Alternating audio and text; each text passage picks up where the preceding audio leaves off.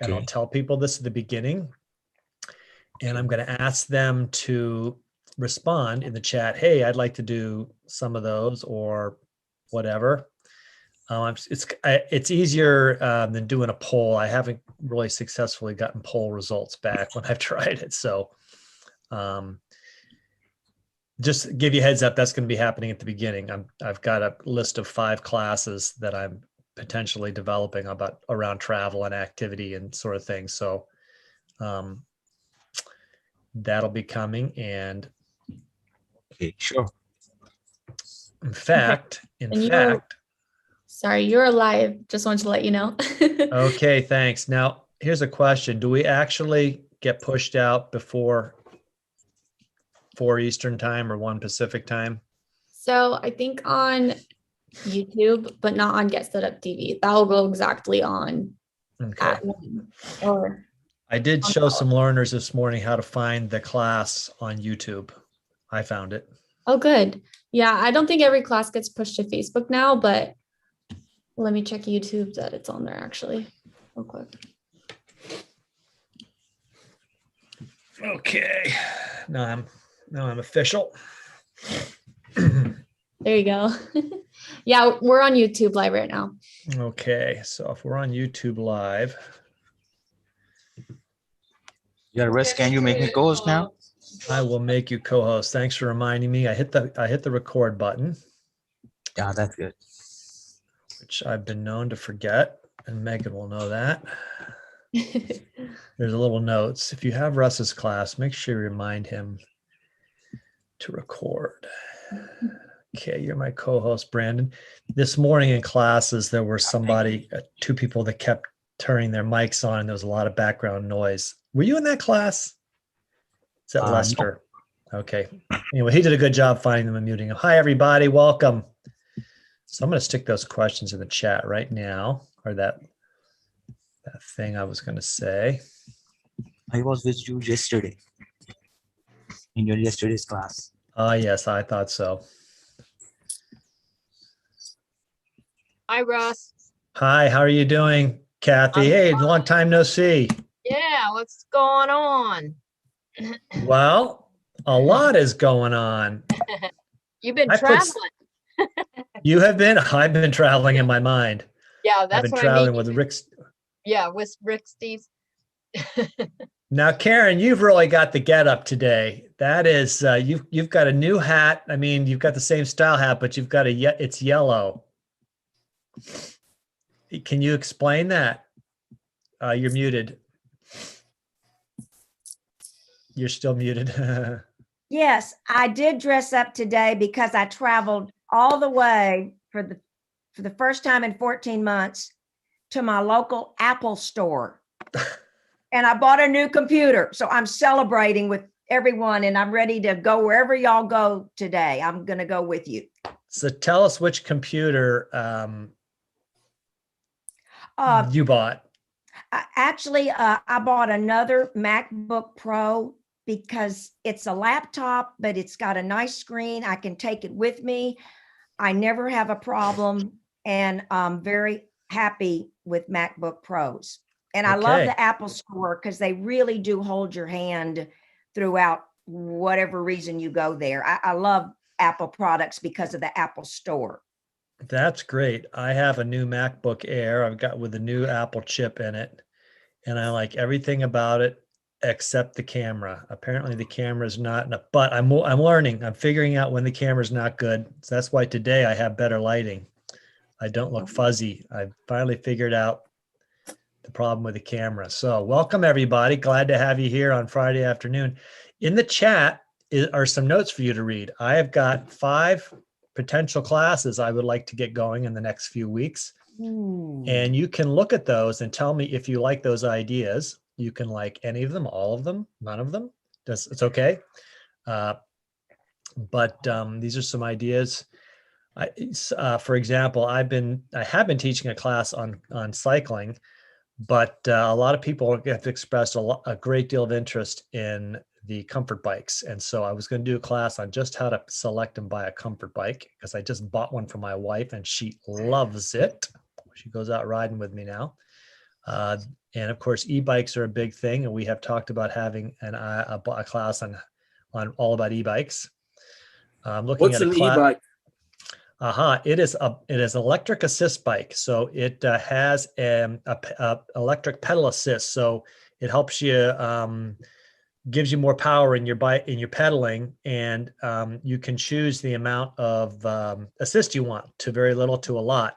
And where I have appreciated it is in friends of mine where the husband or the wife is a cyclist, their spouse isn't, and they want to be able to keep up with the other one. And they found the e-bikes are helping the slower one keep up with the faster one. And they have, I also know quite a few people that are older, in their 70s and 80s even, who are now getting back on bikes because e-bikes have enabled them to get up hills or get up the courage, whatever way you want to look at it.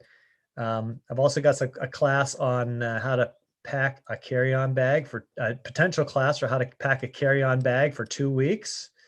And I have got a class coming on my 10 top travel tips, and one of them is to only carry a carry-on bag. And if you look at Rick Steves' tips, he says only carry a travel-on bag. And in that class, I'll give you the world's worst horror story on why you don't want to check a bag on your trip of a lifetime. I won't say any more about that. So if you wouldn't mind putting in the chat what you're interested in, I'm going to get these ready to go in the next few weeks. Oh yeah, how to create a photo book. That's one a lot of people have expressed an interest in. And I'll show you some when we do our little slide deck here before we see Rick Steves, I'll show you some upcoming travel classes coming in the next 2 weeks. And there are also some new ones coming in May. And I'm just looking to check and see if some of the folks here might be any of the folks that are going to help with us with classes. And if you are interested in being a resource in any class, I know Gloria Curry has encouraged us about Untours. And Gloria, I talked to the marketing director at Untours this morning, and they're going to be on in May. We're going to talk to Andrea, the marketing director, and then probably in June we'll get them back and talk to the current executive director, who's Hal Tassig's nephew, about his experience with a company over years. Untours is a great company. Great. So Gloria, I'm going to make sure I notify you when that's up, so you can come and you can cheer on Untours. You bet. Some other folks who've often joined us are the Frank and Joanne Kohler. I don't see them yet. If they're going to be here, they might not. And they're going to be on in May talking about a trip to Cuba. So if you didn't think you could still go to Cuba, they did. So if anyone here today is interested in being a resource about any particular type of travel or travel ideas or a particular destination that you think everyone else would like to hear about, or anyone else would like to hear about, put it in the chat today.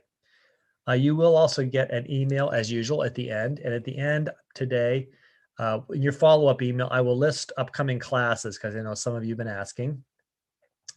And you can also give me feedback about how to make the class better, how to make my teaching better. And you can give us suggestions for classes. If there's a class I don't have listed that you think would be a good travel idea, even if you don't want to do it yourself, they say, hey, I think you guys that get set up should do this or that. Also, someone recommended to me yesterday afternoon, or the night before, I forget which one of these Rick Steves, about the Rick Steves podcast with Guy Raz. I don't know if it was you, Joanne Thomas, or not, but someone recommended it. And boy, is that an excellent podcast. I mean, we're kind of just super Rick Steves junkies this week. But if you like Rick Steves, the interview he does on this, I built this podcast with Guy Raz is just fabulous. I found out a lot of stuff I didn't know about Rick, including how he how he started his business when he was just in college. Great story. Rick is so transparent and very original. So that's why we love him so much. Let's see. I'm gonna give it about one more minute. We do have Brandon, who is our TA today, so he'll gather up any questions you put in the chat today. At the end, if you have any problems or issues, let him know now. If there's something you can't find, like how to unmute yourself or something like that, he can help you. Just put the question in the chat, as long as you can find how to get in the chat. Can I ask you a quick question? You sure can, Jane. The e-bike, if your person you're riding with, they're much faster than you, the e-bike keeps you up with them, but how about your balance? Is that hard to do, or? You can go as fast as you're comfortable going. All an e-bike does is it gives you some extra oomph, and there's a battery pack on it. And I first saw them when I was in Germany, and about 8 years ago. They've taken a while to get to the US. They were big in Germany 8 years ago. In fact, I walked in a bike shop and all the bikes were e-bikes, and the Germans were using them everywhere because they get around, commute, and they go to work and they go shopping on bike.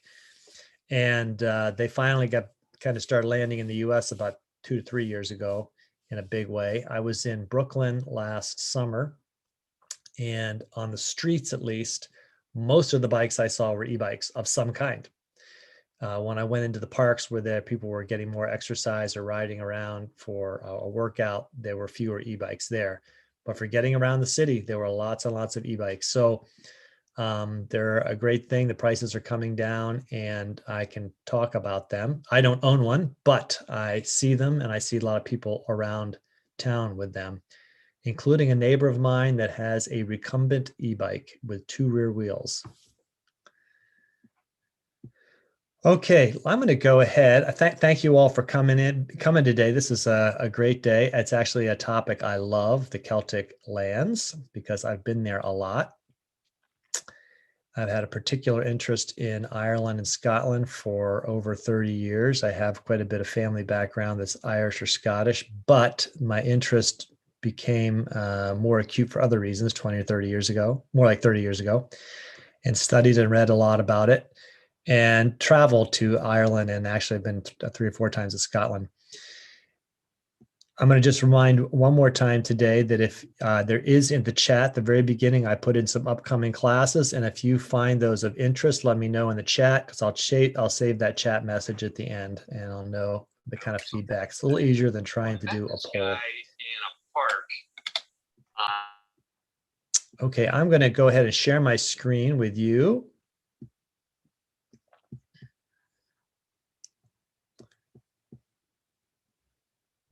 And this should say something about History Friday. And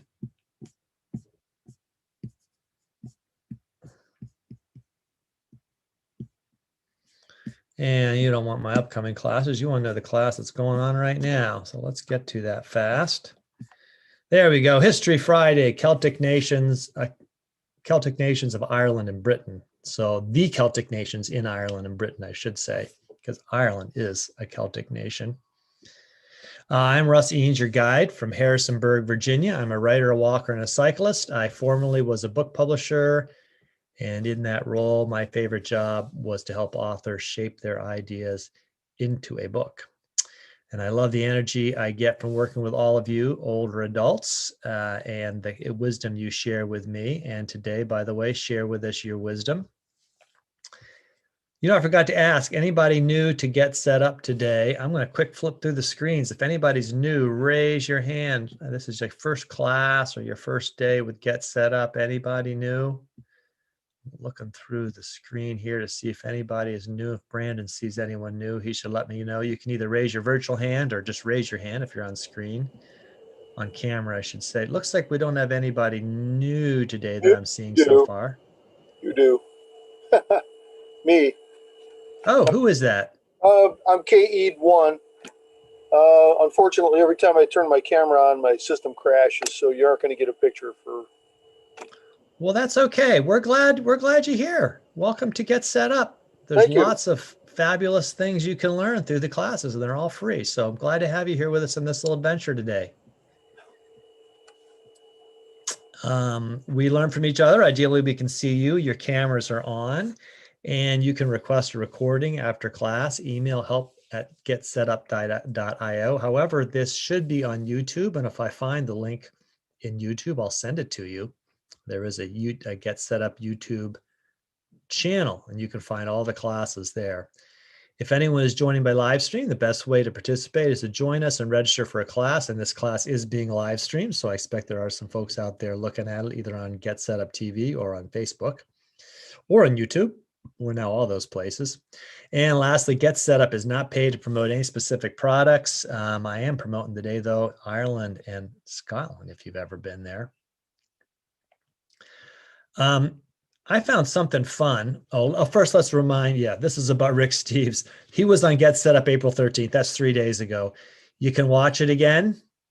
I'll make sure that you have a link in your class follow-up email. The interview he did with Lawrence, who's the founder of Get Set Up, was just fabulous. I enjoyed the whole hour, and it was too bad we didn't have more time with Rick, but that hour flew by. So I really enjoyed it, and I know that quite a few of you watched it.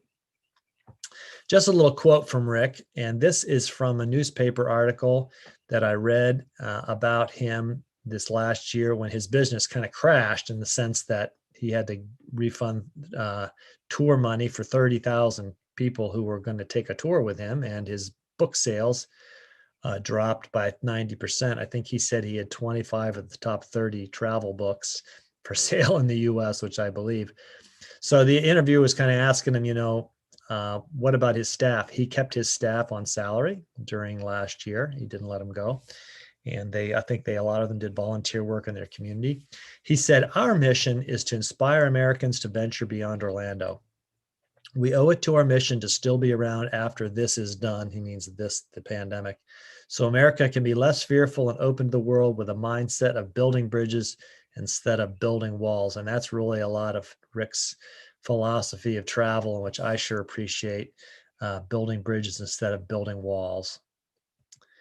Now, here's a fun thing. I pulled this together for this class today just because I had a bit of an epiphany about 5 years ago when I traveled to the island of Iona and studied and put together some of the study that I've had about the Celtic lands, and we'll see those today. And I won't go over this in great detail.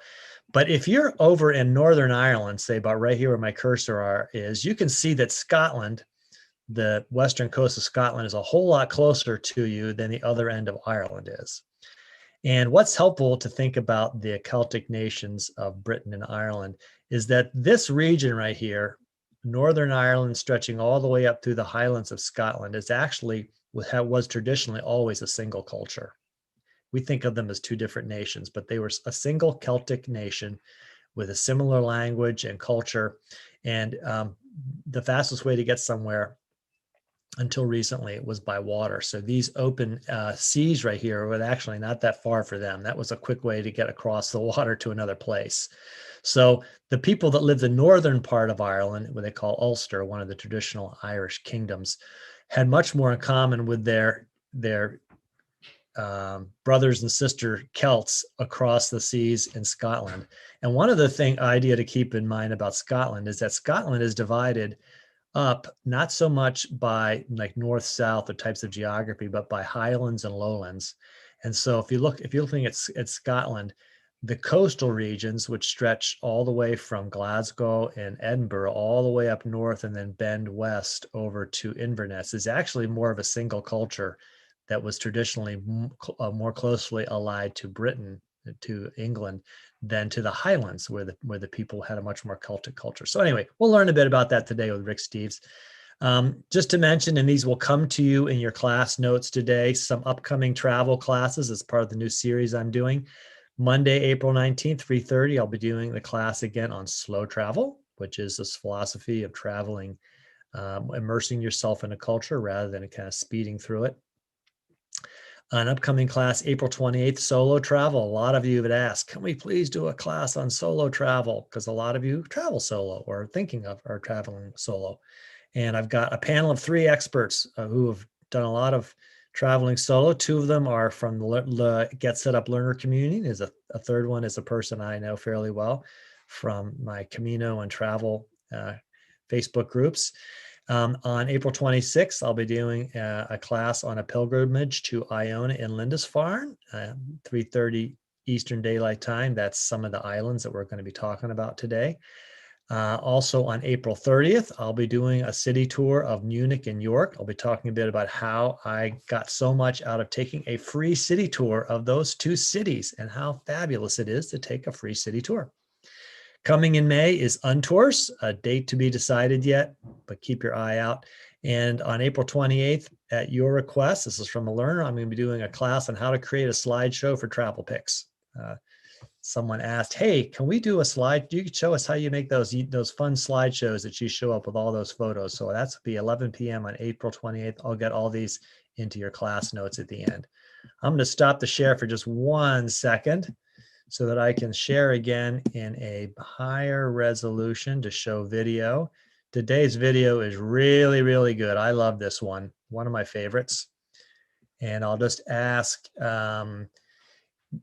Brandon's question. We're not going to vote in this class, but I do like any feedback that you can give me in the chat about those classes that I mentioned. So I appreciate that very much if you give me that feedback. So let me share my screen again and do this for a video, and we'll start with Rick Steves, then we'll come back together and we'll talk about it.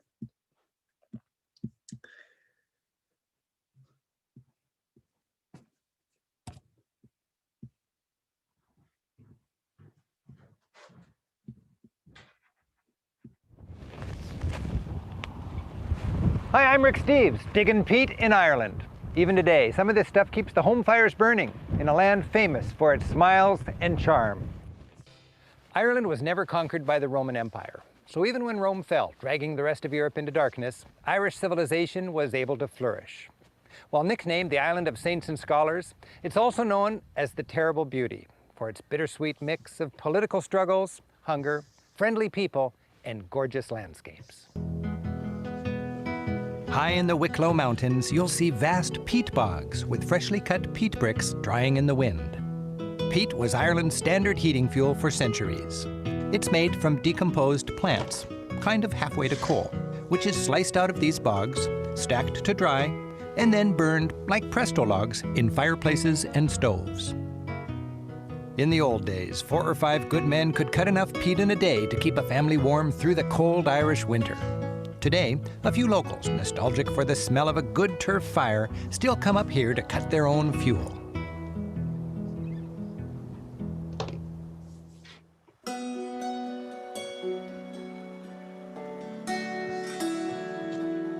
The Wicklow Mountains, while only 10 miles south of Dublin, feel remote enough to have been a handy refuge for the Irish who opposed English rule. 200 years ago, when the frustrated British built this military road to flush out those rebels, the area became more accessible. Now this same road takes nature lovers through some of Ireland's richest scenery. My friend and local guide Dennis O'Reilly, who leads tours through this area, is joining us as we explore the Wicklow Mountains. Glendalough, which means Valley of the Two Lakes, hides Ireland's most impressive monastic settlement. This is St. Kevin's Church, a beautiful structure. St. Kevin came here in the 6th century and he lived by the upper lake in a cave. And the monastery St. Kevin founded flourished despite repeated Viking raids throughout medieval times. 1,000 years ago, in an Ireland without cities, monastic communities like this one here at Glendalough were mainstays of civilization. They kept literate life alive and provided a foundation for rural Irish society. Today, Ireland is dotted with evocative reminders from this age of saints and scholars. The age of saints and scholars was when the rest of Europe was in the Dark Ages, but we in Ireland had all the scholars. And they were here. And the saints too. And the saints. And they were here working away, making the manuscripts that we have now in our museums. While it was later abandoned and ruined, pilgrims kept coming. This might have something to do with the fact that the Pope said 7 visits to Glendalough had the same indulgence value as 1 visit to Rome. Round towers were standard features in early Irish monastic settlements. They functioned as beacons for pilgrims, bell towers, and places of final refuge when Vikings came a-knockin'. Waterford, stretching along its river, is the main city of southeast Ireland. It claims to be the oldest city in the entire country. To save time and keep my luggage safe as possible, I park in a secure and central pay lot. Waterford was once more important than Dublin. But today, it's a plain, gray, workaday town. The Vikings landed here in 850 and established the town as a base for piracy. They built Reginald's Tower, named after the first Viking leader. It was a stout corner of the original town wall. This tower is considered the first building in Ireland made with mortar and one of this country's oldest surviving structures. The Vikings chose to build their base here because it's located at the mouth of a series of rivers, which make up the largest natural navigation system within Ireland. Their boats could sail 50 miles into Ireland from here. And back then, Ireland was made to order for Viking pillage and plunder. Just scattered monastic settlements and small gatherings of clans. The most popular sightseeing attraction near Dublin is Bruno Boyne, an archaeological site with 2 amazing ancient burial mounds. Upon arrival, visitors get appointments to tour the tombs, spend waiting time in the state-of-the-art museum, then catch their shuttle bus to one or both of the 5,000-year-old passage tombs, Newgrange and Knowth. Knowth is a necropolis, or city of the dead, with several grassy mounds around one grand tomb. Being a passage tomb, it has one tunnel facing east and one facing west, aligned so that on both the spring and fall equinoxes, rays from the rising and setting sun shine down the passageways, illuminating its central chamber.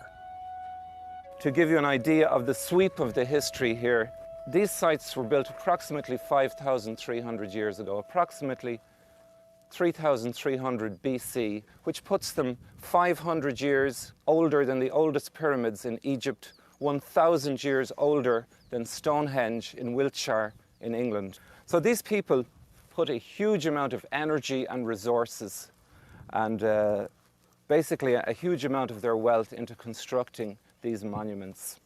They were probably thinking not just about survival, but issues around life, death, the story of their tribe, their ancestors, issues like rebirth. Where did they come from? Where were they going to? Another shuttle bus ride drops us at the Newgrange Tomb, thought to be even older, dating from 3,200 BC. While we know almost nothing of the builders, this was most certainly a sacred spot dealing with some kind of sun god ritual. Imagine the impact of this place, the largest structure ever seen, faced with exotic white quartz. The farming people who constructed these monuments, these passage tombs, must have been the original hunting-gathering people of this country who came here after the ice melted. This abstract art appeared with them, in tandem with farming, as if it was a symbolic language, something to do with their psychological and religious needs. Your guide actually takes you deep into the tomb, down a narrow passageway which leads to the cross-shaped central chamber under a 20-foot-high igloo-type stone dome. Bones and ashes were placed here under 200,000 tons of stone and dirt to wait for a special moment. Here, in a replica of the tomb back in the museum, your guide turns out the light and the sun ray ritual is demonstrated. As the sun rises on the shortest day of the year, a ray of light shines into the passageway. For 17 minutes, it lights the center of the sacred chamber. Perhaps this was the moment when the souls of the dead would be transported to the afterlife via that mysterious ray of life-giving and life-taking sunlight. For tourists, the big draw on campus is a museum containing the precious Book of Kells, a monk-made set of the 4 Gospels from about the year 800. Before you view the original, a first-class exhibit prepares you by putting this 680-page illuminated manuscript in its historical and cultural context. Irish monks transcribed and illustrated precious manuscripts like the Book of Kells.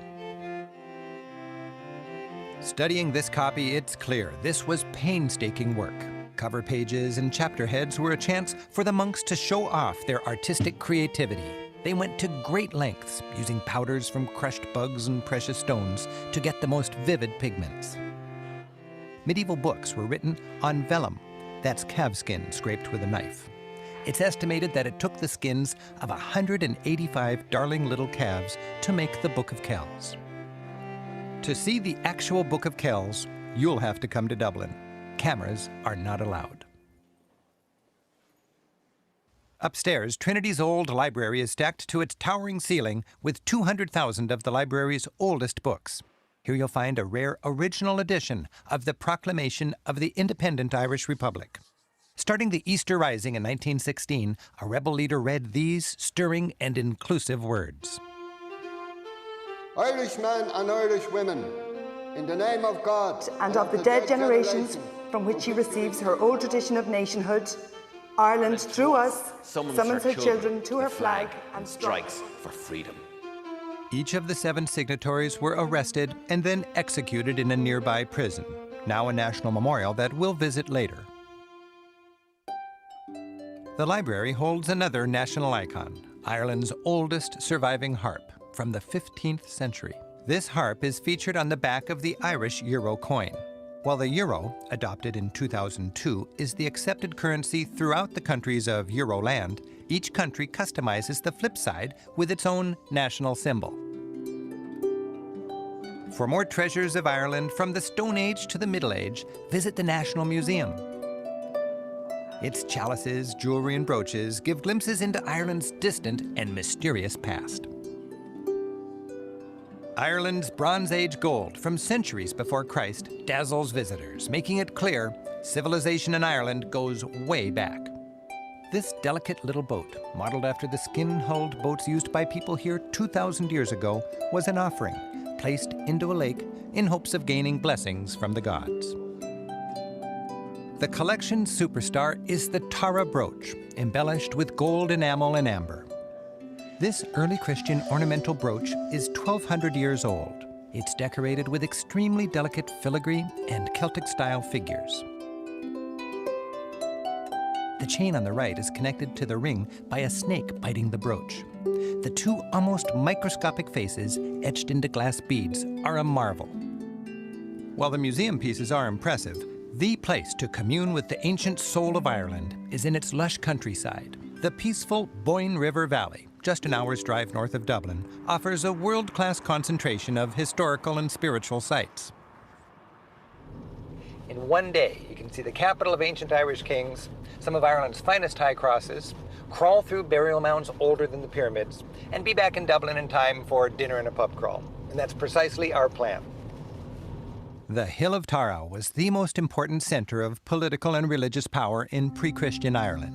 This was the seat of the High Kings of Celtic Ireland. And this is the place where you find the soul of Ireland, here on this Hill of Tarou. Local guide Jean Thornton is giving us a sample of Tarou's prehistoric, medieval, and modern history. So for 5,000 years, people have come here. People have come to Tarou, and as you can see, they're still coming today. We know the Stone Age people were here. We know the Bronze Age people were here. We know the Iron Age people were here. This area was a very sacred place where ceremony and ritual took place. Now, you know, St. Patrick is our patron saint, and the shamrock is a symbol of Ireland.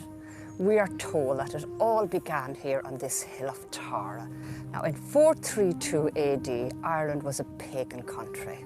Now, he came here to this Hill of Tarou to ask the pagan king's permission to spread Christianity. Now, this is what St. Patrick used to explain Christianity to the High King. He used this as a symbol. There are 3 leaves and 1 stem on this little piece of shamrock. The Father, the Son, and the Holy Spirit. And that is how he explained the Trinity, the concept of Christianity, to this pagan king. The symbolic importance of Tarou continued into Ireland's modern history. In 1843, Daniel O'Connell, the great champion of Irish liberty, gathered several 100,000 people here. Peacefully, they demanded Irish home rule.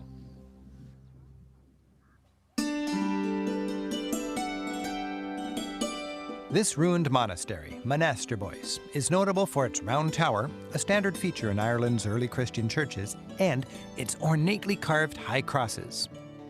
The Cross of Murdoch, named after an abbot who ran this place around the year 900, is considered the finest high cross in all Ireland. These crosses were illustrated with Bible stories carved into the sandstone. Originally, they were brightly painted. Imagine, 1,000 years ago, priests used these as visual aids as they taught the people.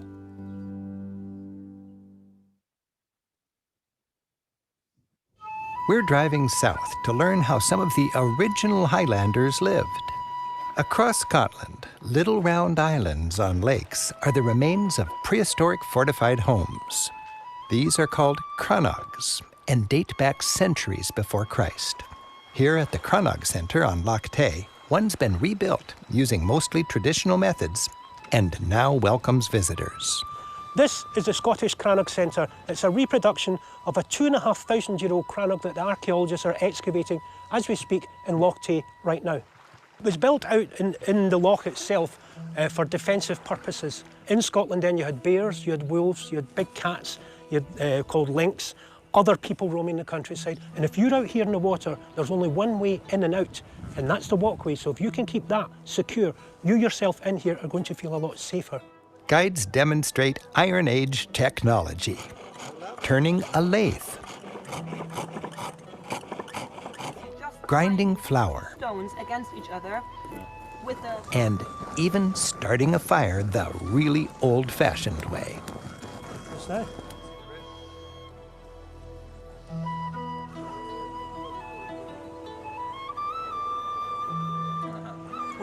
That's how you get your fire. You can give the tools a try yourself and discover how easy the guides make it look.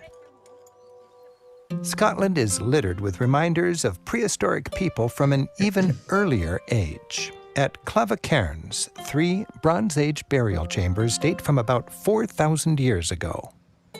Each was once buried under turf-covered mounds and surrounded by a stone circle.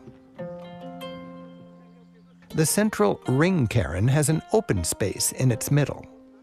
The 2 passage cairns each have an entrance shaft that, on the winter solstice, lines up with the setting sun.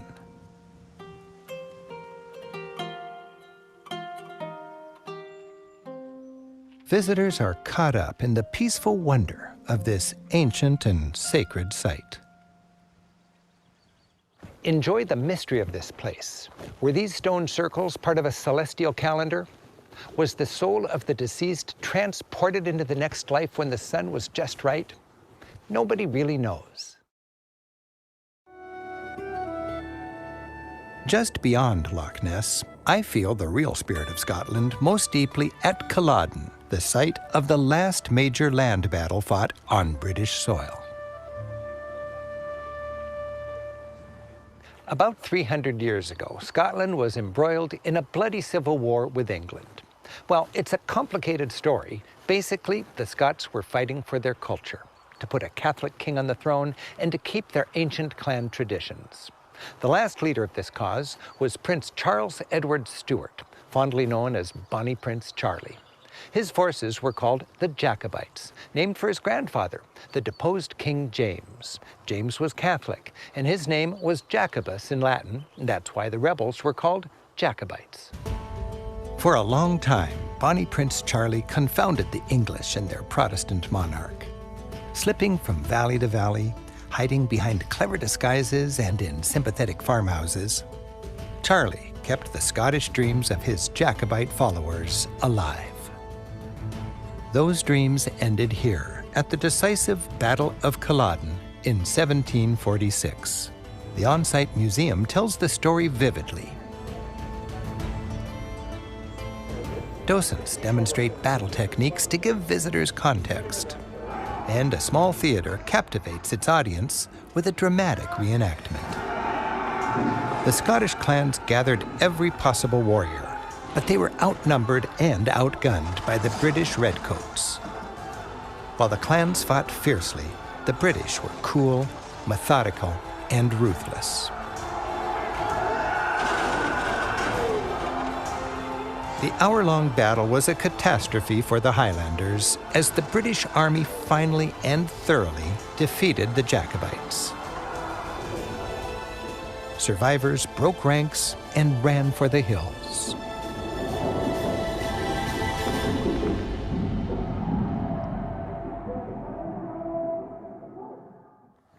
After the battle, the British Army hunted down and killed clan chiefs and sympathizers. They banned kilts, tartans, bagpipes, and even the local language. Scottish Highland culture would never fully recover.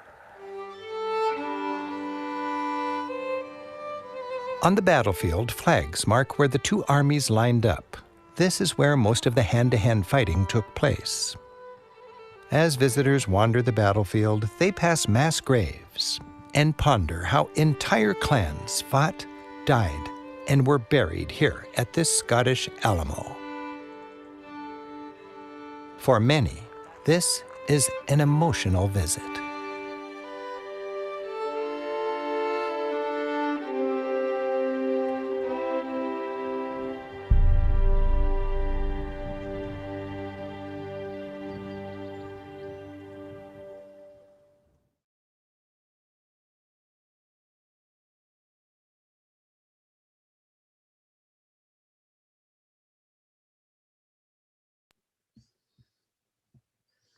Well, that was one of my favorite shows that we've done. And if anyone would like to make a comment, please do a virtual hand raise. Go down to your reactions and pull up a virtual hand raise, and I'll call on you. That way we can kind of queue up people. This was one of the few that I've actually been to everywhere he showed. Like I said, I've been to Scotland and Ireland quite a bit because of family history and personal interest in the Celts. And he is right when he says the Irish are very friendly people, because they are very friendly people. And one thing I realized when I was in Ireland, my wife and I both have Irish ancestry. She has more than I do. She's a Fitzgerald.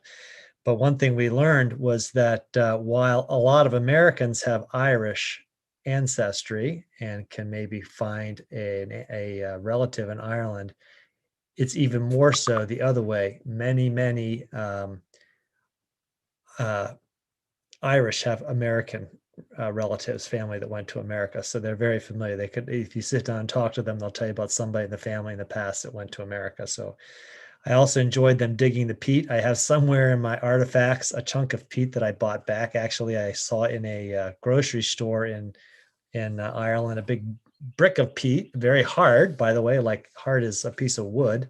And I wish I'd bought it and brought it back, but I brought back a small piece of peat from a whiskey distillery. I took a whiskey tour in Scotland, and they like to use peat to heat the mash when they're making their whiskey, and it gives it a certain flavor. Also learned something interesting about the Vikings. Rick did mention them. Did you know that all the cities in Ireland were founded by the Vikings? The Irish didn't build cities, and that's why all but one of the cities in Ireland are on the seacoast. The only one is, I'll think of the name of it in a minute. There's only one city that is not on the seacoast, but they were all founded by the Vikings. They built the cities, not the Irish. The Irish lived in clans. So who's got a comment or a question? Raise a virtual hand, or maybe if no one raised the virtual hand, you can just raise your regular old hand if you want, and tell me if you've been to some of these places, or there's a question or an impression from today's video with Rick Steves. And maybe Brandon, you can check and see if there's anything more in the chat that someone has mentioned about these things.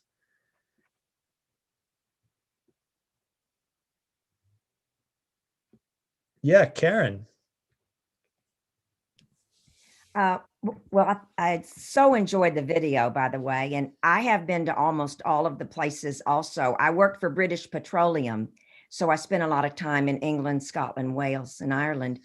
But the main thing I wanted to say is I was most impressed in meeting with the people of Ireland and Scotland and so forth, how proud they are of their history, and even the young ones, how knowledgeable they are.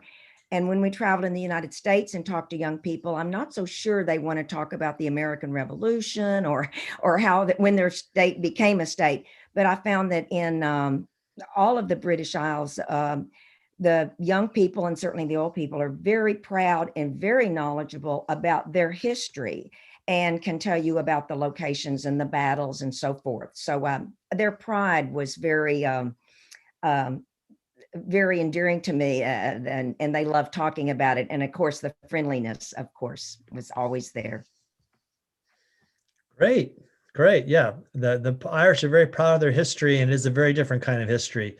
Along the riverfront in Dublin, there's a monument to the potato famine and the number of people who died and the many who left the country. I think, not sure I've got my statistics right. I want to say like, well, I do know this statistic that between the beginning of the potato famine and 20 years later, half the population of Ireland either emigrated or died.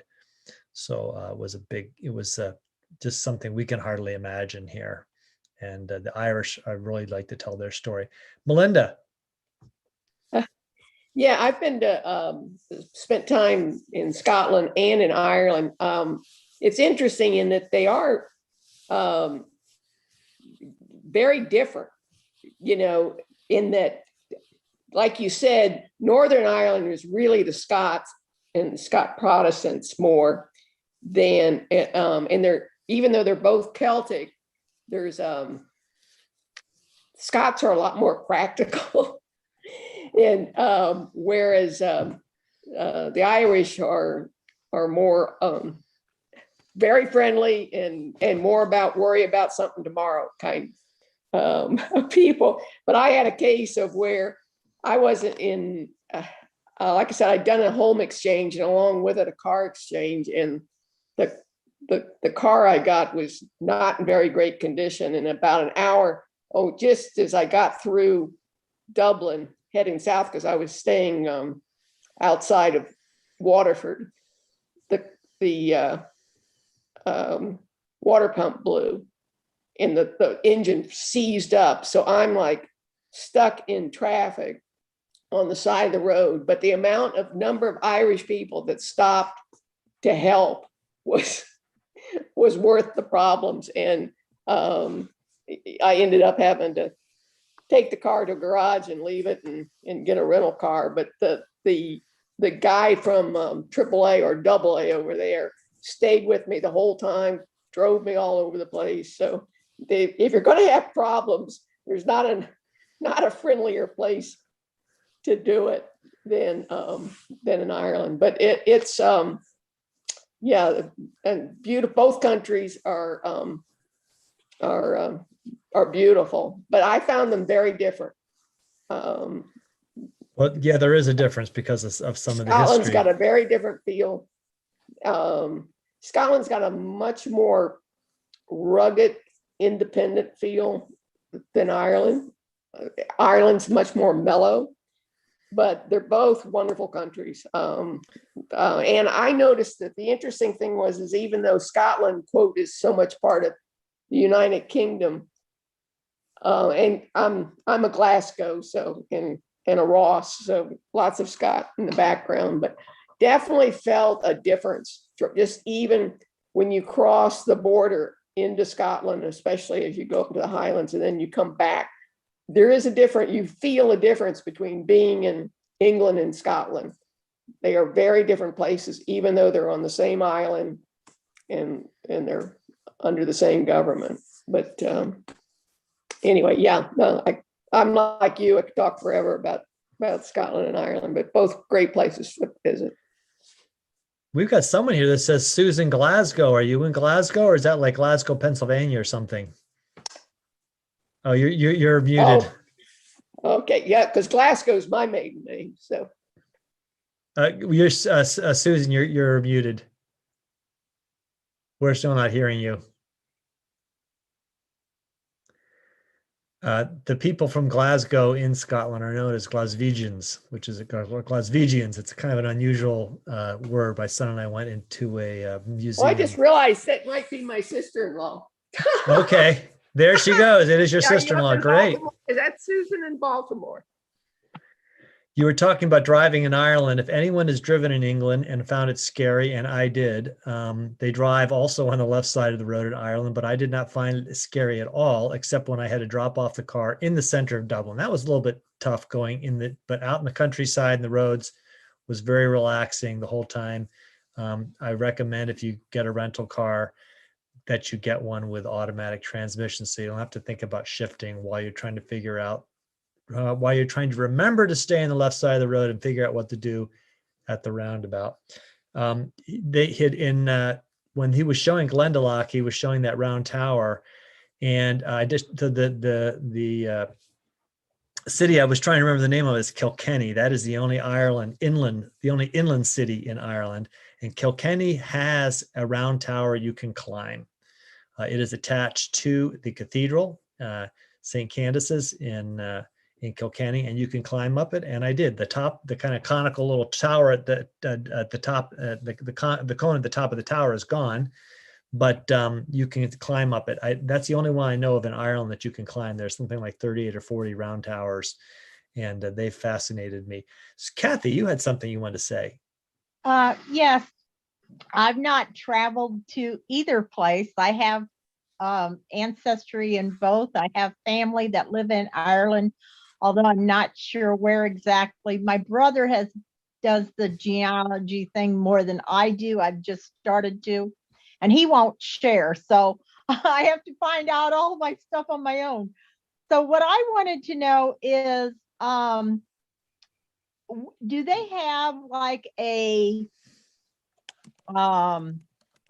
find a grave thing in Ireland where you can find ancestries and stuff that have passed like in the 17 and 1800s? Do they have any kind of thing like that? Do you know of?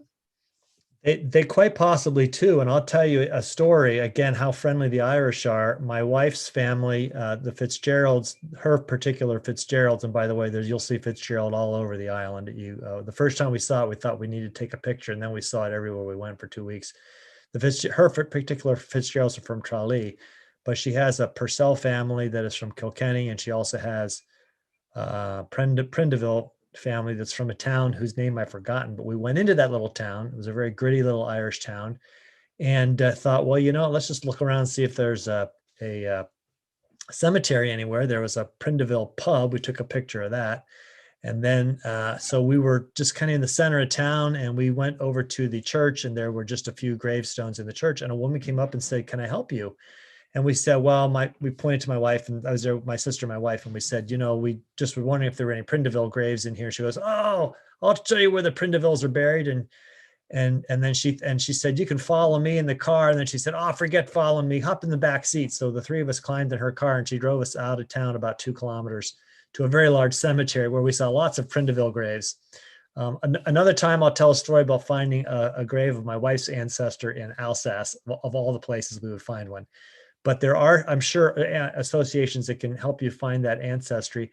Also, ancestry.com does have a lot of resources. You have to pay for it. It's not free, but they have great resources for European ancestry. They do, and there's databases. There is another site that is big in the for UK and I think also Irish records, and it's called Find My Past. It's all in one. Again, it's a subscription kind of thing. I don't have a subscription to it, but I do get emails from them from time to time about different things they have. And I know that they have some of the records. They've made deals with some of the diocese, Catholic diocese here in the US for their baptismal records and things. So that might be a site if you're interested in Irish like church records, burial or baptismal or something. They might have the same type of agreements with the Catholic diocese in Ireland. I don't know for sure, but it's something to check out. That is something to check out. When we were in Kilkenny, because and we I knew know that my wife's. Sorry, go ahead. That's okay. I was going to say, when we were in Kilkenny, we knew that my wife's family was from there, or part of her ancestors. We went into the cathedral and we're walking around, and I noticed a little information sheet on the paper, and it was explaining a brass that was at my feet. So often they buried people, and their burial marker is a brass. And it was all about a man named Henry Purcell, who had come over as one of William, I forget which of the early British kings. I want to say it wasn't William II, but in about the 13th century, the British decided they had a claim on Ireland. It was one of his knights that came over. So that we said, well, there's your ancestor, William Purcell. Let's see. I think Kathy was going to say something else. Well, as far back as I know is my grandfather came over from Ireland, and I have his naturalism papers for citizenship in the United States.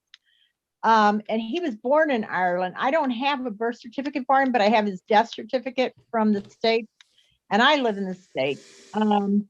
But I know that my grandmother's, what did I say to see today? My grandmother's father, so it would be my great grandfather, came to the United States at the age of 6.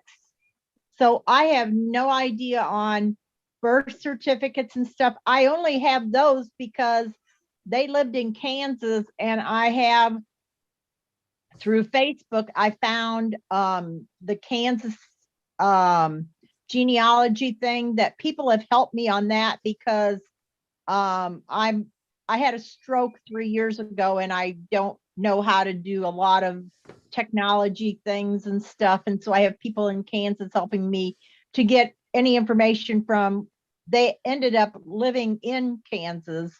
And I mean, they traveled other places, and, you know, came across from in Europe, and came across, I guess, from Maine and stuff, and then came through, and somehow they all settled in the Midwest, which is where I'm at. The other thing I found that was funny, that I don't know if it's an Irish thing or something, but I noticed that all of my grandmother's family, all of her siblings and her mother and father are all buried in Kansas. Although they lived, married, and moved out of the area, when they died, they were all buried in Kansas, where they grew up and married from. But my grandmother didn't. My grandmother is here in Illinois with my grandfather. But I thought that was odd. Is that something that Ireland people do, is to bury all in like a family plot, or is that just a fluke, I guess? Probably not a fluke. Maybe that burial plot was paid for. I don't have time today, but I'll have to tell you all a story someday, finding ancestors in New Orleans, 28, all in a small tomb. We have but one more minute. It was quite, I kept thinking how they all get in there. Melinda, do you have one more comment? I just wanted to say 2 things. FamilySearch.org is free, and that's an excellent place. It's run by, that Ancestor uses it. And the other is, unfortunately, a lot of Irish records were lost during the Revolution in Dublin when they blew up the, I guess the equivalent of the town hall. So a lot of records got lost back in during the early 1900s there, unfortunately, because that's where all of them were stored. So you could end up running into a dead end in Dublin, and unless you go to, like you said, little local churches out in the country. I'll tell you about a couple of TV series. If you are interested in any of this, there is an excellent series, 2 seasons on Netflix called Rebellion, which is about the Irish rebellion in 1916, again, 1920. My wife and I watched it twice. I love it. It's very, very good. And then, of course, seeing the Battle of Culladen made me think of Outlander. And of course, part of that series culminates at the Battle of Culladen. If you've seen it, yeah, I see some women laughing. Yes, they've seen it. My wife is I watch it with her, yes. But it tends to be a thing, especially women want to watch. But men can watch it too. I've watched the whole series. It's very well done. The saddest part was when they left Scotland, because I was loving the Scottish scenery. And by the way, all the scenery in North Carolina is actually shot in Scotland. It's not shot in North Carolina, all the scenes. It's great seeing you all today. Again, feedback is appreciated for me of upcoming travel classes, because I'm doing lots of series of them over the next months. I'm already starting next week. I'll mention some of them to you in your class notes. And everybody have a great weekend, and we'll see you next week. Already I have 2 classes Monday on travel, the slow travel, and Monday night we'll be doing more island hopping. So everybody have a good weekend, and we'll see you next week. Thank you. Thank you. Bye.